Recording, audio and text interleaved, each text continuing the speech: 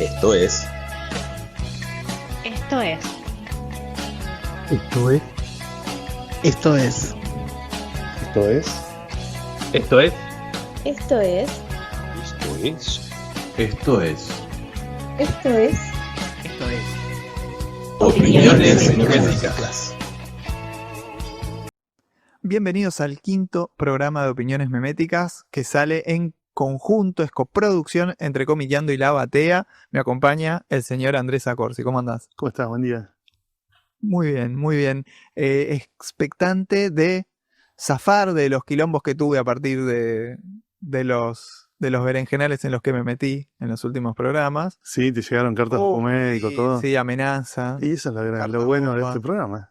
Sí, Que genera esa reacción. lo bueno es que me llegan a mí, no a vos. Claro, yo todavía ni miré si me llegaron. La verdad que. Dejaste ahí. Además, yo ya estoy curtido. Ya estoy más allá del bien y del mal. Bueno, no, sí, a mí se me pusieron jodidos, me persiguieron, pero bueno, ya Bueno, pasa. Opiniones meméticas del general, siempre tratamos una al principio. Los episodios nuevos de Los Simpsons son todos malos. Hay como una cosa del fan de Los Simpsons que dice, no, hasta la temporada 10 y de ahí en yo dejé adelante. de ver Los Simpsons de la temporada 4, creo. Así que no tengo la menor idea de cómo evolucionó de ahí en adelante. Lo último que vi yo fue la saga de quién le disparó al señor Burns. Y ahí De ahí en más, si vi 2 capítulos es mucho. te perdiste muy buenos capítulos y buenas temporadas. O por lo menos temporadas para que los fanáticos Lo históricos... que pasa es que de ahí yo ya me había hecho fan de South Park y South Park me parece una evolución y una instancia superadora tan zarpada respecto de los Simpsons, que para qué carajo vas a ver los Simpsons pudiendo ver South Park. Y en un momento también me aburrí de South Park y lo dejé de ver. South Park vi todo varias veces hasta el capítulo 200 más o menos. Ah, un montón. Después no vi más. Pero existiendo South Park, ¿para qué querés ver los Simpsons, boludo? Si todo lo bueno de los Simpsons está en South Park. ¿Sí? Y potenciado con un nivel de mala leche y de grosería muy superior. Eso sí. Pero bueno, yo creo que hay buenos episodios. Lo que pasa es que Pues es como esas, como decir, Avengers después de... sí, la que que terminó. dice Marvel después de el MCU después de Endgame. ¿Qué viste, hijo de puta, posterior a Endgame? Una película y media, ¿viste? Bueno, pero lo que voy es como eso, dice, no, es fanfiction todo lo que se escribió sobre ese personaje después. Bueno, mirá Los Simpsons de esa manera. Sí. Pensalo de la temporada 10 en adelante como lo mismo pensado por otra gente directamente. Claro. Trabajado por otra gente. No, yo la verdad que no Entonces opino del ahí es como que podés ser más objetivo, no Claro. pensar que es exactamente el mismo producto, sino que es los mismos personajes laburados por otros tipos. A mí hoy me cuesta vincularme con los Simpsons, ya hablan un lenguaje que no entiendo y si no me siento interpelado, ni en pedo como me sentí interpelado en el 92 cuando lo empecé a ver, Ujú. que me partió la cabeza. Por supuesto me llama la atención el hecho de que se sigan generando nuevas temporadas de una serie que está hace 30 y pico de años al aire, eso me parece brillante. Pero, bueno, estuve yo en el estudio de animación de Los Simpsons en el 92, cuando iban por la segunda temporada, creo. Sí, segunda. Charlé con los animadores, los vi trabajar, saqué fotos. No sé, me imagino que ya no estarán en el mismo estudio ni con la No. misma gente. Sí. Pero ahí llegué a entrevistar al productor más capo, no me acuerdo cómo se llamaba. Sí, conocí bastante por dentro la factoría Simpsons, pero te repito, en el año 92. Espectacular. Vamos con las opiniones meméticas del día porque tenemos... Está cargadita. ¿Está cargadita la agenda? Bueno, Sí. dale, vamos. Número 1. Hay un estilo de dibujo femenino que hace perfectamente reconocible cuando una historieta está hecha por una mujer.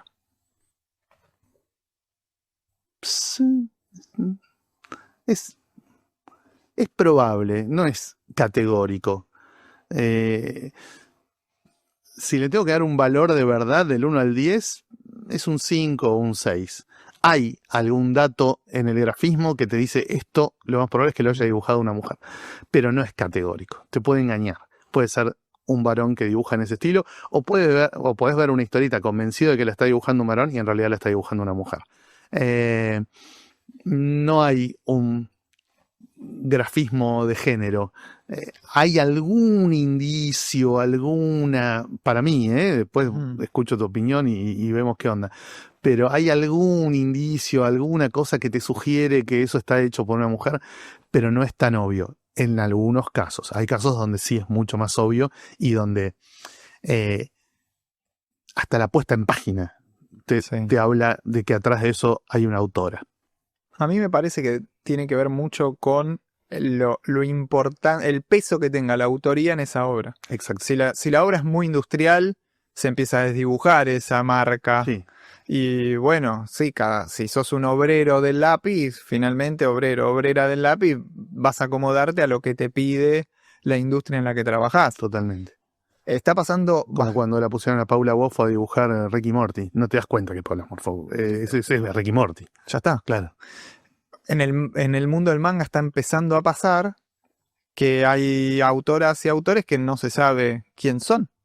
Hasta creo que de Kimetsu durante mucho tiempo se desconocía la identidad real de la autora. Entonces, Gekouge, no sé qué. Sí. ni idea. Sí, no me acuerdo. Antes No me me sale. acordaba. Pero entonces, eso que es tan industrial, me parece que no lo vas a tener. Ahora, sí, si la marca de la obra es súper autoral, y por supuesto que algo Totalmente. de la identidad de género de la persona, y ya no del sexo, porque después tenemos todo un universo diferente, va a estar plasmado, así como está plasmado si es de un barrio o de una ciudad rural, va a estar plasmado su Gotouge género. se llamaba. Gotouge. Gotouge. Tenía un nombre antes de Audrey y el apellido es Gotouge. Pero el nombre de varón. No me acuerdo. Bueno, ni sabía. Sí, coincido con vos.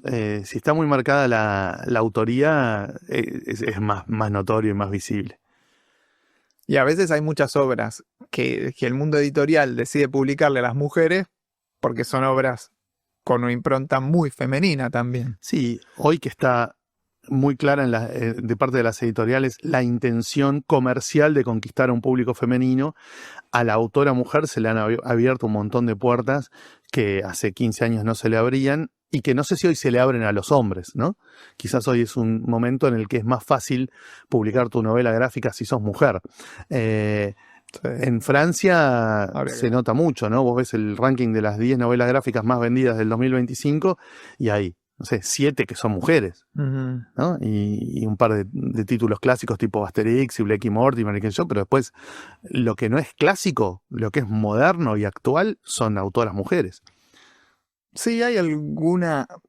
Es como que se abrió un poco Se abrió un montón. la puerta, A mí se abrió un montón. pero al final del día la hegemonía, los dineros, el poder termina manejándose en los mismos círculos. No se modificó la matriz, No ni estoy, económica ni de poder. no estoy tan seguro. No estoy tan seguro. La cantidad de mujeres en cargos directivos que vos observás hoy en las editoriales de historietas de todo el mundo no tiene nada que ver con lo que era hace 15 o 20 años, pero nada que ver. Sí, bueno, sí, 15 o 20 años puede ser. Claro. Y entonces eso me parece que ya te digo que le abrió la puerta a un montón de autoras que por supuesto se lo ganaron porque son autoras buenas, ¿no? Sí, autoras lógico. que están en condiciones de publicar. No es que fueron a buscar al fondo del tacho cualquier mina que pudiera sostener un lápiz y le dijeron, bueno, ahora vos sos la próxima Marian Satrapi. No. Fueron haciendo su carrera y se le fueron abriendo puertas en base a la calidad de lo que producen. Pero me parece que sí, que hoy está mucho más repartido entre varones y mujeres las oportunidades de pegarla como historietista y las oportunidades de llegar a un público amplio, de ganarte premios importantes, de publicar en las editoriales más grosas, de ganar una buena guita. Me parece que está mucho más repartido. Bueno, DC Comics, ¿no? Mary Shavins, conducción. Sí, DC Mary ha tenido Shavins. las mejores gestiones a manos de mujeres, ¿no? Mary Shavins, jefa de coordinadores, te puso a DC número 1 después de 40 años, Sí, 50. históricamente, 60. Karen Berger, Bueno, Karen Berger, muy capa, la gran Janet Kahn como Por supuesto. presidenta de DC en los 70 y 80, pero siempre saliendo segunda, Janet Kahn. Segunda lejos, ¿en qué sentido? en ventas contra Marvel. Ah, ok, pero Janet Kahn asumió en el pero- 76 cuando Marvel ya era un imperio. pero si ahora... la editorial... Ahora tenés a Mary Shavins, que no es la presidenta de la empresa, es la jefa de coordinadores, que te puso a DC número 1. Está bien, pero Jim Lee es como... Jim Lee es un payaso. Jim Lee Claro, es una es un figurita muñequito. decorativa. Claro, exacta, esa es la palabra. Es una figurita decorativa. Sí, el otro día, cuántico, ¿no? Porque Sí, sí. pasaron unos meses ya. Estamos en el capítulo 5, opiniones Sí. meméticas, quedó muy lejos, pero en algún momento del año dijo Jim Lee que el manga está superando al cómic estadounidense. Bienvenido a la realidad. Era hora, ¿no? Que te hicieras cargo de que te rompieron bien el orto Llegaste. por tus propios errores, por tu propia miopía. Sí, claro. Bueno, pasemos a otro tema. Sí. Me parece que ya está. Rob Liefeld no aportó nada a la historia del cómic. Y acá yo tengo un poco de... Yo creo que si aportó algo, es mucho más lo que se llevó que lo que aportó. Yo no te digo no aportó nada. A la historia del cómic, no Yo te dice... digo no aportó nada. Te digo, es mucho más lo que se llevó que lo que aportó. Hoy Rob Liefeld es considerado un profesional con un cierto prestigio cuando laburó 30 años para no ser considerado un profesional y para no tener ni el más mínimo vestigio de prestigio. Porque se mandó todas las cagadas habidas y por haber, desde lo artístico, desde lo personal y desde lo empresarial. Entonces, si algo aportó Liefeld, fue mucho más lo que se llevó que lo que aportó. Es todo lo que tengo que decir. Yo no soy fan de Liefeld, me parece un artista pésimo, horrible, que bajó la vara notablemente, de alguna manera sintonizó con un público que quería que le bajaran la vara. ¿Viste? Es como el punk. Para mí Es eso. es los Sex Pistols Sí. es Rob Liefeld. Dijo, no, basta de esta sofisticación del Sí. art rock y del rock progresivo y no sé qué. Vamos a volver a los 3 acordes, el quilombo, la batería y la distorsión. Bueno, a la gente le gustó eso, compró eso y costó un montón volver al prog rock. Sigue la línea del punk, del grunge y del rock barrial en Argentina. No, hasta el rock barrial en Argentina, cabeza y básico como es, Sí. es 1000 veces más elaborado que Liefeld. ¿En qué sentido? El rock barrial de Argentina es Eric Larsen. Bueno, está bien, sí, pero Liefeld forma parte de un colectivo. No forma. Yo lo veo parte... No, para mí es yo un lo veo taxi, parte- va solo, es una moto, ni siquiera un taxi, el taxi lleva pasajeros, es una moto, También- va por la suya, se caga en todos, no le importa nada, hizo cosas que nadie haría, como por ejemplo copiar páginas enteras de otros dibujantes, ¿no? Yo te puedo mostrar ese número 0 de Deathstroke, donde está calcadas las páginas de la primera aparición de cuando Deathstroke cuenta su origen en un número de Teen Titans de George Pérez, o sea, es asqueroso, realmente es un tipo que hizo todo para no ser considerado un profesional respetable. Hizo todo lo que se puede hacer lo hizo. Cagó a los socios en la época de Image, cagó a todos, es un asco. Y encima se la cree. Ahora está un poco más calmado. Ahora, desde que volvió a Image, ya no como socio, sino como colaborador, con el equino fatigado, la cabecita agachada. Bueno, ahí está un poquito más calmado.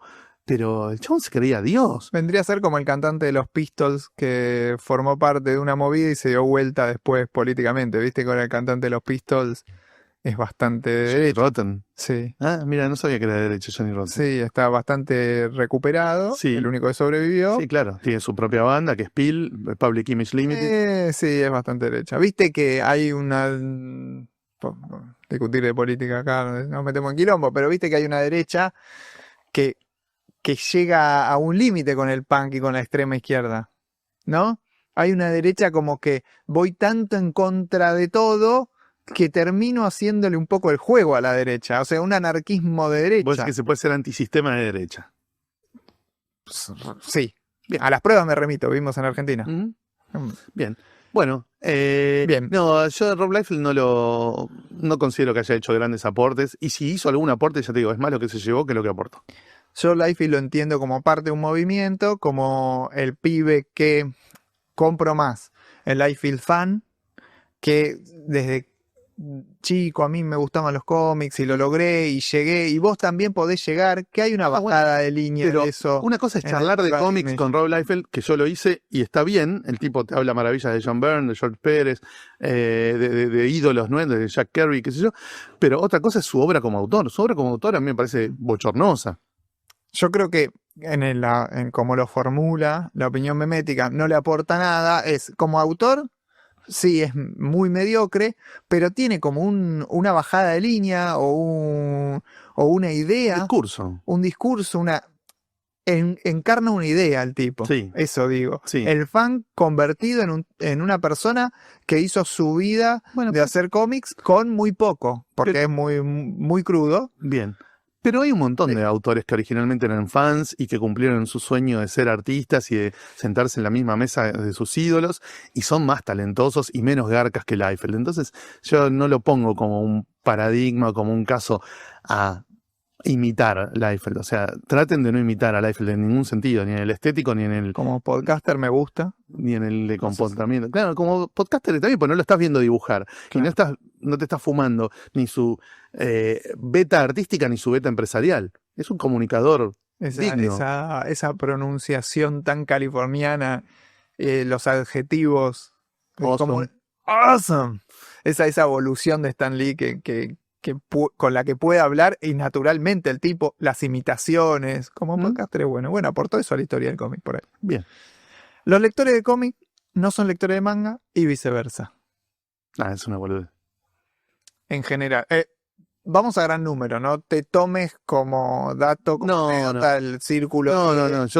A ver, en Argentina, que es lo que nosotros más conocemos, yo te diría que el 80-85% de los lectores de manga solo leen manga. Ujú. Hay un 15-20% que lee otras cosas también, sea superhéroes, cosas alternativas, cómic argentino, etc. Y del otro lado, yo creo que es menos el porcentaje así termo que no sale del cómic occidental, sea yankee, argentino o lo que quieras. Debe ser un 70% que solo lee occidental y no te Un toca poquito en más, manga ni en sí. pedo. 70-75%. Pero es simplemente por una cuestión económica. No es por una cuestión de principios y valores, diría Guillote Moreno, o de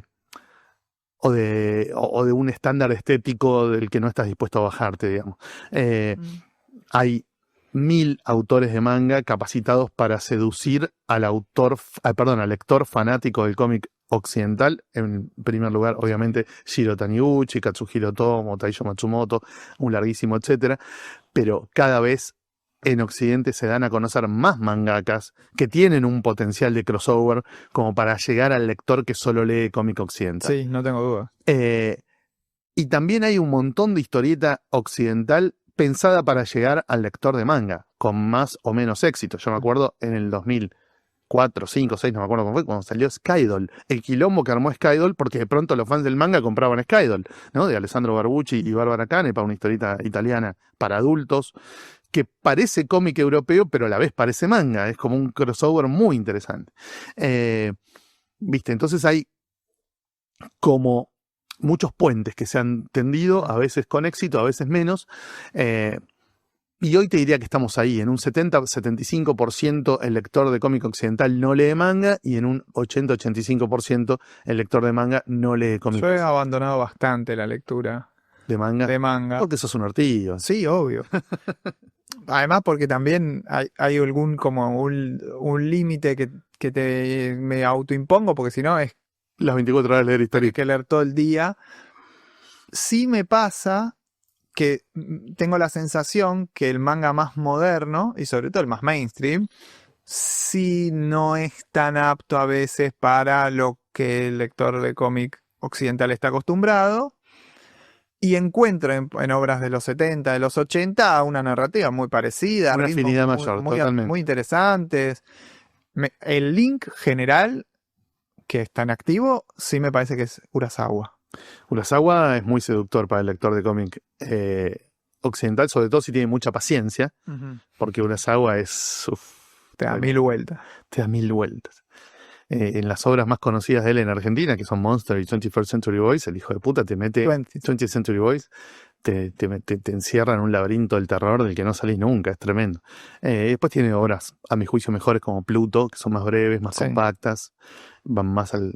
Y la que a mí más me gusta, que es Pineapple Army, que no la escribió él, la escribió Kudo, el guionista, no me acuerdo el nombre, Kudo, el apellido. Eso es brillante. A mí Billy Bat me Billy puede. Bat a mí me pareció interesante. Es que tiene temática, sí. Cuando decía mezcla, también lo que hace Urasawa es tener una influencia estadounidense Muy que fuerte, no tiene otro autor claro. japonés. Tiene una influencia muy fuerte. Y además le gusta que las historias transcurran en Alemania. ¿Viste? Es como que está más abierto a Occidente que el mangaka promedio. Billy Bat es sobre Estados Unidos. Sí. Trata sobre el asesinato de Kennedy, un personaje parecido a Batman, historieta, Sí. hay meta, hay cosa meta, o sea, como que... Y bueno, y Master Keaton. Disney también. Master Keaton está ambientado en Inglaterra y así. Entonces, como que Urasawa me parece que si no, nunca hiciste. Taniguchi, si te gusta el europeo también. Es como que hay otras cosas. Sí es cierto que acá llega siempre un poquito más Lo obvio. lo mainstream. Lo que viene impulsado por el anime. Sí, y hablábamos hace unos programas de la bajada de línea de Ibrea, que a veces en su forma de comunicar ha privilegiado esas obras y no otras, pero bueno, también es porque vende más. Y ese 80% que no lee occidental es bastante importante en número. Entonces, Totalmente. por lo tanto, Y deja mucha guita por mes en ese rubro que es el que lo apasiona y que lo lo fanatiza. que digo es, Pero yo teorizo que esos chicos, ese 80% de fans del manga que no leen cómic occidental, si tuvieran más guita, también explorarían cómic occidental. Así como estoy seguro de que ese 70-75% de gente que consume occidental y no consume manga por no tener más guita disponible, estoy bastante seguro que ese núcleo duro de consumidores de manga probaría a ver qué onda por el lado de historieta argentina o de otro tipo de historieta si tuviera más guita para gastar. puede ser. Cuarta. ¿Ya estamos en la cuarta? Sí. Ah, la mierda. Lo que pasa poniendo es que la quinta es bastante fuerte, Bueno, para hablar mucho rato. Yo no me acuerdo de qué se tratan los temas, así que... Hay que ir repartiendo de a poquito. El cómic de superhéroes no funciona fuera de Estados Unidos y esto es algo que vos desarrollaste bastante en Sí. ¿Quién quiere ser superhéroe? Y te lo pusieron como opinión memética. O sea, vos tuviste un desarrollo teórico Sí, claro. bastante interesante al respecto, Pero además consultando con especialistas de distintos países, sí, claro. pero el público nos lo ha puesto como una memética. Mira vos. No, yo creo que no es que... O sea, yo lo que digo es que es muy difícil generar cómic de superhéroes fuera de Estados Unidos. Ujú. No digo que el cómic de superhéroes no funcione fuera de Estados Unidos. Comercialmente vos traducís a cualquier idioma los mejores cómics de superhéroes y seguramente van a funcionar, ¿no? Tiene que ser muy choto empresarialmente para que no te funcione.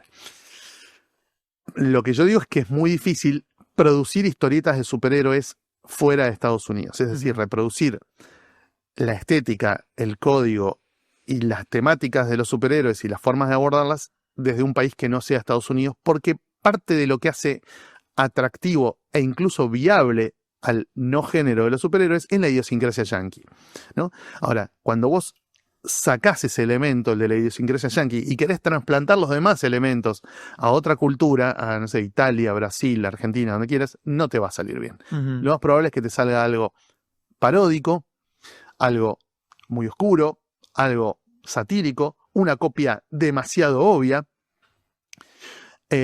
o algo que no tiene alma, o algo a lo que se nota mucho que es una imitación. Por eso yo digo que los superhéroes argentinos son los samuráis nigerianos, porque se nota demasiado que es una imitación, ¿no? Si vos agarrás un nigeriano, lo vestís de samurái y le das una katana, es obvio que no es un verdadero samurái, Ujú. porque es nigeriano. Al superhéroe argentino le pasa lo mismo. Se nota mucho que es una mala copia del original. Sí, el western es un género muy El western estadounidense y es un sobrevive género en Europa. súper trasplantable. El western no tiene la idiosincrasia yankee, porque es anterior a que Estados Unidos construyera su propia mitología. Estados Unidos se dio cuenta de que no tenía una mitología propia como si la tenía Grecia, por ejemplo, o Ujú. Japón. Se dieron cuenta en 1940, 1930, en la Segunda Guerra Mundial. Entonces ahí armaron una mitología con lo que tenían a mano, que eran los superhéroes y Hollywood, ¿sí? La mitología yankee del siglo XX, lo que nosotros asociamos con Estados Unidos del siglo XX, se construyó en ese plano mítico con Hollywood y los superhéroes. Y la historieta en general en menor medida, ¿no? Porque Mickey Mouse es parte de la mitología yankee. Ujú. Y el western no está creado con la idiosincrasia yankee en mente, porque todavía no existía la idiosincrasia yankee. De hecho, si vos lo pensás, la gracia del western es que es otro país adentro de un país. El lejano oeste, el Far West, nos resulta cautivante, y le resultaba cautivante a los yanquis que vivían en New York, porque era tan exótico como África.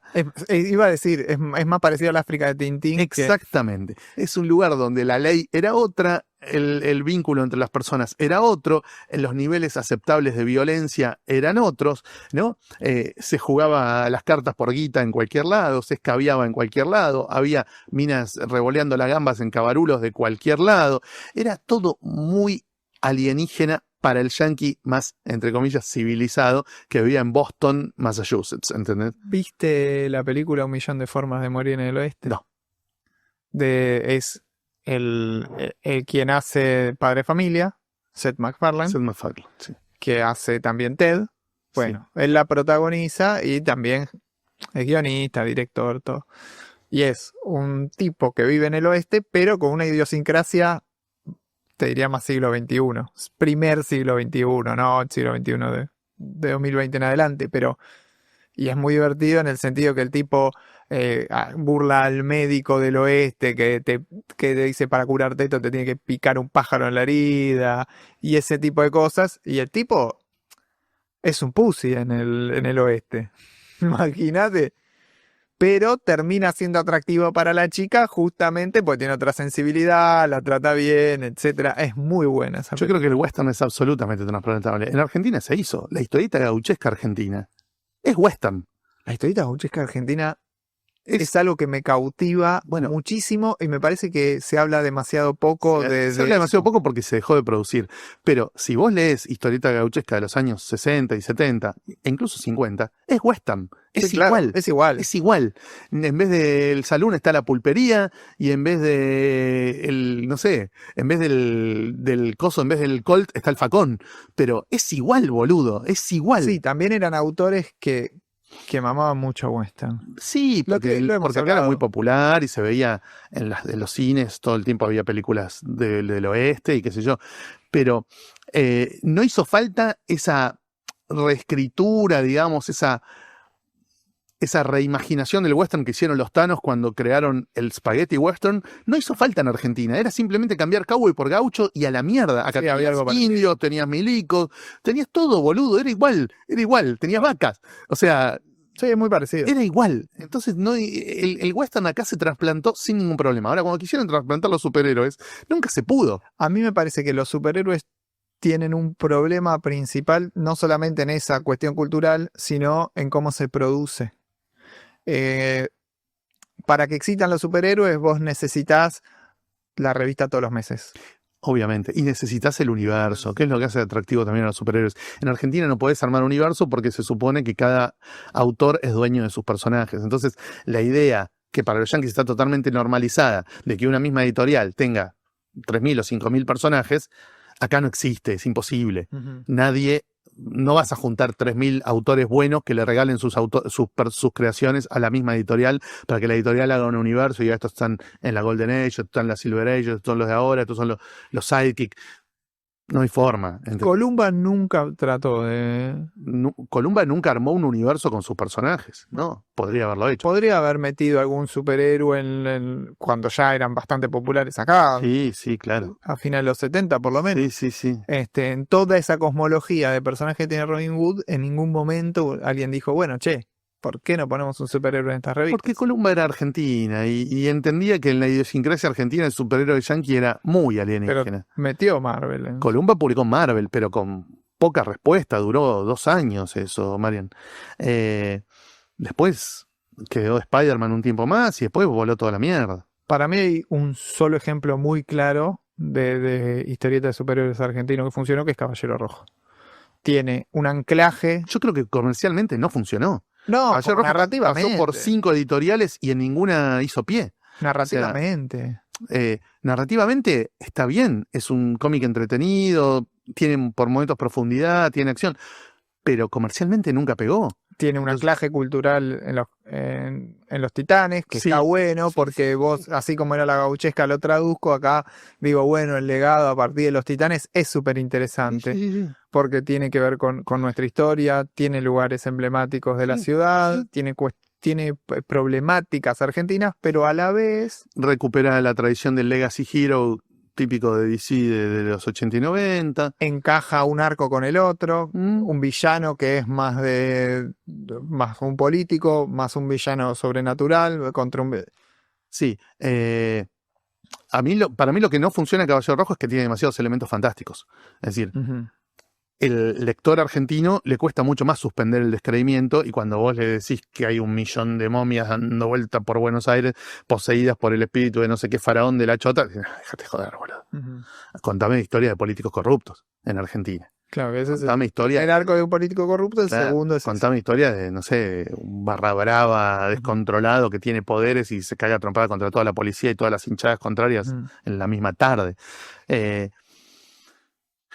Pero logró la mixtura en algún punto y, Sí, y pero- cantidad de páginas. Pero no fue aceptada por el público. O sea, Mira. las ventas de Esa- Caballero Rojo, por una por cuestión lo de- menos en la época en la que yo editaba Caballero Rojo, nunca fueron buenas. Ujú. O sea, fue una cosa que la sacábamos porque nos iba bien con la comiqueando y porque nos gustaba a nosotros, no porque dieras plata, para nada.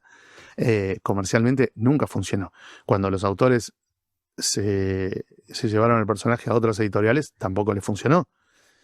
Y así, hoy hay un público muy chiquito que te sigue consumiendo las reediciones de Caballero Sí. Rojo. Hace un montón que no hay historias nuevas. Va a haber historias nuevas. Ojalá, pero En este momento están, cuánticamente, están saliendo están historias. saliendo en la línea de Bastión, No, ¿no? en otra. Ah, mira. Mira, es muy cuántico esto. Te Ah. estoy dando una primicia a vos, pero la gente ya Pero sabe. La gente ya sabe, mirá vos. Sí, en Meridiana. Meridiana va a publicar nuevas historias. Bueno, será la editorial número 6 o 7 que pruebe suerte con un producto que para mí comercialmente no les va a funcionar. Capaz me equivoco, ojalá me equivoque, porque habrá en algún momento habrá una sintonía entre lo que el lector quiere leer y lo que los autores quieren producir. Pero en mi experiencia y en la de varias editoriales que tomaron el título después de su paso por Comiqueando, Caballero Rojo tiene un muy atractivo nivel artístico, pero un bajísimo encanto a nivel comercial. Claro. Bueno, eso es otro de los elementos. Me parece que nunca he encontrado en la historieta de superhéroes argentina una constancia artística similar. No, es que es imposible. Si no tenés una mega industria atrás, sostener la publicación mensual, sostener incluso a los mismos autores, porque los mismos Sí. autores se embarcan en otros proyectos mucho más rentables que hacer 1.000 ejemplares o 2.000 ejemplares de una historieta para el público argentino, ¿no? En el momento en que a nosotros nos tocó editar superhéroes argentinos, y cuando digo nosotros incluyo también, no sé, Cazador, Animal Urbano, etcétera, toda la camada de los 90, vos sacabas revistas en blanco y negro que competían contra las que venían a color de México a menos costo, a menos precio de tapa, ¿entendés? ¿Cuáles son tus chances? No sacás la revista todos los meses. Cuando la sacás está en blanco y negro. Encima es más cara que X-Men o que Batman y que yo. ¿Cuáles son tus chances? ¿Entendés? Sos Independiente Rivadavia Mendoza en la Copa Libertadores. O sea, no tenés ninguna probabilidad. Última del episodio. La novela gráfica empobreció el lenguaje de la historieta al eliminar el uso de las onomatopeyas, los globos de pensamiento, las líneas cinéticas, etc. Contame la historia de esta opinión memética porque no la trajimos del público, la La extrapolamos de traje otro yo lado. de un posteo en Facebook que hizo Diego Parés hace muchos años, no me acuerdo cuándo. No lo pudimos encontrar. No lo pudimos encontrar, porque Diego cambió su cuenta varias veces. En algún momento de hará 10 años atrás, ponele, o quizás un poquito más, Diego posteó eso. Dijo, la novela gráfica está empobreciendo el lenguaje de la historieta al eliminar el globo de pensamiento, la línea cinética, las onomatopeyas y todo eso.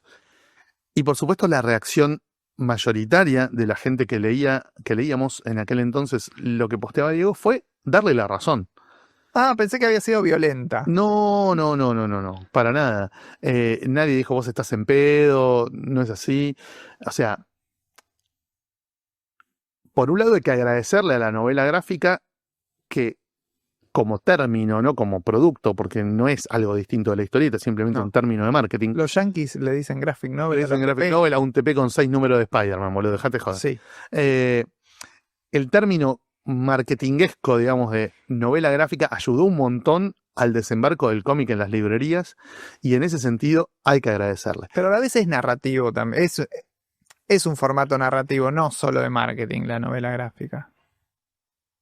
Creo que le han dicho novela gráfica a cualquier cosa. Sí, boludo. pero hay un universo narrativo que es la novela gráfica. Ponele, bueno, en ese universo narrativo que es la novela gráfica, donde se supone que hay una sola historia en el libro que es más extensa que las de los comic books, o de las, ni hablar que de las antologías, etcétera, o sea, esos masacotes de 200 y pico de páginas, donde hay un único autor, etcétera, etcétera. Sí, que pertenece un poco más al mundo de la literatura, ya desde su formulación, incluso de su circulación. Por eso te estoy diciendo que que dialoga mucho más con el circuito de la literatura que de la historieta. Bueno, es escaparse un poquito de el verdadero término de novela gráfica cuando digo lo del TP.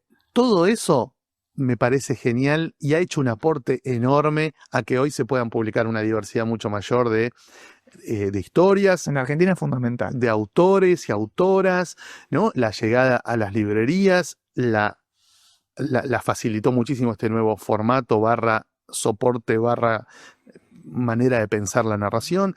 Pero si vos lees novelas gráficas, te vas a encontrar con un lenguaje mucho más pobre que el de la historieta de 1960, 50, etc. Sí, estoy de acuerdo. Porque le han sacado elementos de la iconografía y de la gramática del cómic. Y a veces los reinventan. Hay como una introducción de autores que vienen del mundo del diseño gráfico en el mundo de la novela gráfica. Sí, y habrá autores que vienen de la publicidad, del cine, de la ilustración. De otros universos. Sí, eso no me molesta a mí. Que reinventan el lenguaje. Sí. No crean a veces sobre la tradición de la historieta, sino que hay reinvenciones. No es que no hay formulaciones gráficas interesantes. Es que también eso viene de la literatura. En la literatura está muy bien visto ser rupturista respecto de las tradiciones literarias previas, ¿no? Vos escribís una novela donde cada frase tenga una sola palabra y de pronto tu novela es genial, aunque lo que cuentes sea una poronga, porque fuiste rupturista en lo formal. Bueno, en la novela gráfica se valora mucho también la no continuidad respecto de las tradiciones, las rupturas respecto de las tradiciones narrativas, ¿no? Me refiero.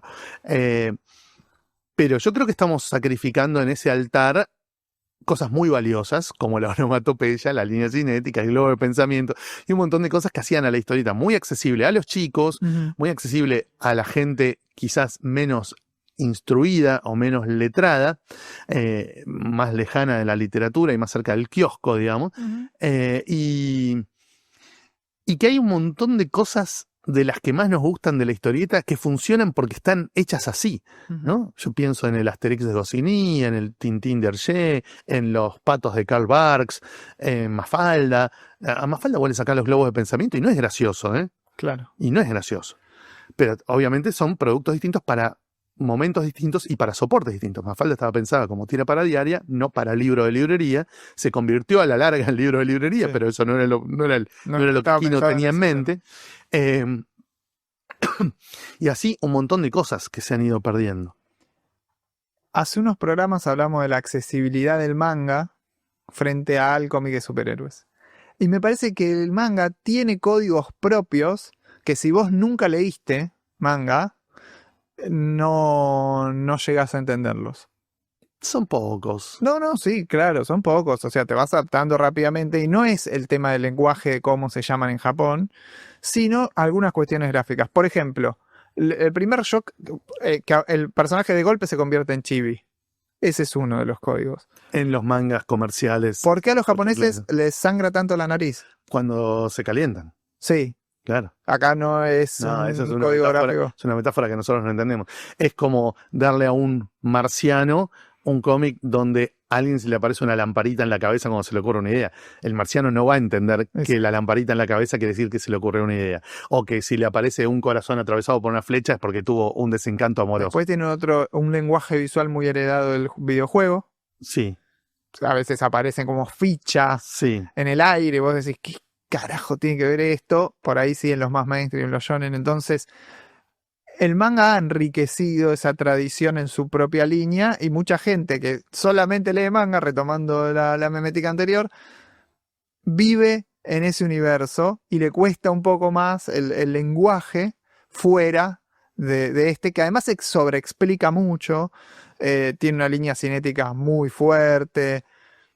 Hay que ver también el manga no solo de un estilo, porque a veces también cuando se adoptó acá en Occidente el manga solamente se adaptó lo estético humano y poco lo narrativo en los últimos años. Por Mucho supuesto más. que no, ha cambiado esto y se invirtió esa lógica, sobre todo en el mainstream yankee hay bastante de eso. Daniel Warren Johnson para mí es super manga su narrativa, pero estéticamente no tiene nada que ver.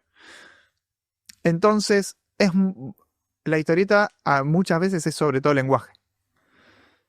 Entonces, me parece muy importante esta idea, que no es una opinión memética, es un concepto que bajó en su momento Diego, Y después y que por ahí no lo dialogamos tanto. me puse a investigar si otros autores decían lo mismo que Diego, ¿eh? Y Peter Bagge, por ejemplo, dice exactamente lo mismo que Diego. Peter Bagge se volvió, a la vez que se volvió bastante facho, porque se hizo libertario, se volvió anti la propia Un Fantagraphics. ejemplo de lo que antes yo te hablaba por ahí. Sí, un antisistema de derecha, claro. Claro. Se volvió anti el material que publicaba Fantagraphics en los fines de los 90 y principios de los 2000. O sea, se volvió anti Chris Ware, se volvió anti esa novela gráfica larga, en la que hay 16 páginas de la minita andando en bicicleta, ¿viste? De los ritmos tranquilos, de la contemplación de los paisajes, de que no hay ninguna necesidad de que pase nada. Bueno, hay entrevistas de Bagge donde dice, eso es una basura. ¿Cómo los editores no le dicen que eso no se puede publicar? ¿Entendés? Que las historietas tienen que pasar cosas, que no le podés robar la plata al lector haciéndole leer 20 páginas donde no pasa nada. Bueno, toda esa onda tipo Jason Lutz, ¿viste? Esos autores de narrativas más tranquilas, más calmas, eso a Bagge lo indigna. El tipo viene del frenesí, ¿viste? Sí, a mí me cuesta mucho eso y creo que a veces se lo aplaude de más a ese tipo de historia. Yo creo que se le aplaude de más, sí, claro. Sí, sí. Pero bueno, también está influenciado por un cierto cine, ¿no? Sí, sin duda. Son todos pibes y pibas fans de Wes Anderson y de todas esas A cosas. mí con alguna historieta argentina me pasa bastante. Historieta argentina influenciada de esa manera, sí, claro. La historieta argentina actual tiene mucha influencia del cómic independiente yankee de los 90 y 2000. Mucha. Demasiada para el poco cómic yankee independiente de los 90 y 2000 que se publicó en Argentina. Es evidentemente que son chicos y chicas que se cebaron tanto con esto que salieron a conseguir ediciones extranjeras de ese material. Porque acá vos decís, Charles Burns no tiene obra publicada, Daniel Close tiene un libro publicado, los hermanos Hernández son Juan Carlos nadie, Jason Lutz nadie sabe quién choto es, Chris Ware nunca en la puta vida a nadie se le ocurrió publicar en Argentina, y un montón de esos nombres referentes grosos de fines de los 90 y principios y primera década de los 2000, donde realmente se forjó la chapa del cómic independiente yankee, más amplio, digamos, ¿no? El underground pasado de rosca de sexo, droga, quilombo, hippies. Sí, sí. Ese cómic alternativo fino, ¿no? Eso. Prestigioso. Bueno, eso acá tuvo una influencia enorme, sin editarse jamás. Eso Es rarísimo, es lo más raro, claro. Es como que te digan que hay toda una generación de artistas influenciadas por un autor chino que hacía grabados en el siglo XVIII, ¿viste? ¿No? Es rarísimo, es igual de raro casi. Bien, estamos de acuerdo entonces en ese sentido. Sí, yo creo que sí, que la novela gráfica empobreció el lenguaje de la historieta. Todavía está a tiempo de que aparezcan novelistas gráficos que digan, vamos a recuperarlo. Vamos a recuperarlo. ¿Por qué no hacer una novela gráfica con onomatopeyas? Porque, ¿quién nos garantiza que el público que compra esto en la librería se va a sentir alienado o expulsado de la lectura si de pronto explota una bomba y pongo un kaboom, ¿viste? O un no sé, o algo. No. Es muy grasa por ahí para Ellos es grasa, pero es memético también que sea grasa, obvio. porque no está científicamente comprobado que al lector que se siente atraído por la novela gráfica en un circuito más literario, como puede ser una feria del libro o una librería, le causa algún tipo de repulsión eso, o que lo asocie con algo demasiado infantil, y no, si hay onomatopeyas es para chicos, si hay onomatopeyas es el Pato Donald. No, man, puede haber onomatopeyas y ser una historieta para adultos. El responsable de eso es Alan Moore, ¿no? Que cuando armó Watchmen dijo, en Watchmen no hay onomatopeyas. Gibbons, no sé cómo lo vas a hacer, pero resolvé todo sin una fucking onomatopeya. Y en todo ese guión mega hipermasacote no hay una puta onomatopeya. Y entonces, bueno, se puso de moda imitar a Watchmen, volaron la mierda las onomatopeyas. Se puso de moda imitar a Year One, volaron los globos de pensamiento y aparecieron los bloques de texto con la voz en off No. de la narrativa interna de cada personaje. Bueno, de alguna manera esas obras maravillosas como Watchmen, Dark Knight y Batman Year One le hicieron cierto daño al lenguaje de la historieta, porque se puso de moda imitar eso y ahí faltan cosas.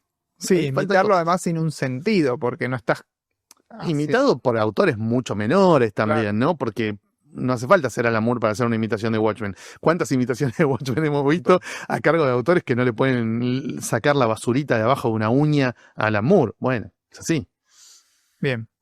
Con eso terminamos el episodio de hoy. Hemos bajado de línea, pero asquerosamente, asquerosamente. Rápido en todos los terrenos. Rápido y furioso. Sin meterse en ¿Fue más tantos corto líos. este episodio? Este fue más corto. Este fue un poquito más corto que otros. Entonces aprovechemos para chamullar alguna otra gilada.